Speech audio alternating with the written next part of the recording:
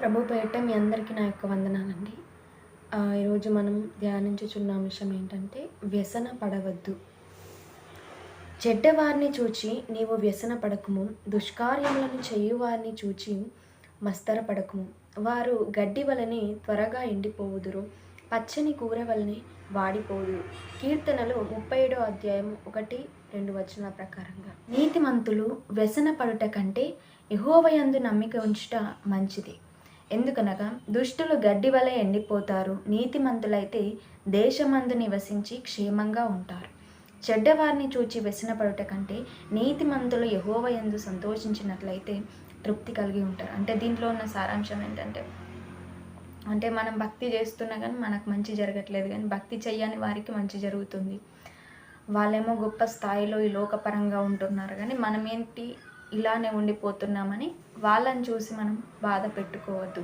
దుష్టులు వర్ధిల్లట చూచి వ్యసనపడుట కంటే యెహోవాయందు నమ్మిక ఉంచటం మంచిది. లేనట్లయితే మనం కూడా దుష్టత్వంలోకి మళ్లింపబడతాము. తగిన సమయం వచ్చినప్పుడు యెహోవా దుష్టులను నిర్మూలం చేసి ఆయన కొరకు కనిపెట్టుకొని వారిని దేశంను స్వతంత్రించుకునేలా చేస్తాడు.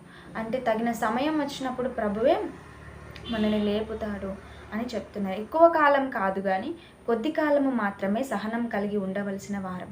ఎందుకనగా కొంతకాలం నాకు భక్తిహీనులు లేకపోదురు, మరియు దీనులు భూమిని స్వతంత్రించుకుందురు. అంటే కొంతకాలం అయితే భక్తిహీనులు అనేవారు ఉండరు, దీనులు మాత్రమే స్వతంత్రించుకుంటారు. దేవుడు తన రాజ్యంతో వచ్చినప్పుడు యథార్థవంతులను చంపుటకై భక్తిహీనులు ఉపయోగించిన కత్తి వారి హృదయంలోనికి దూసుకొని పోతుంది.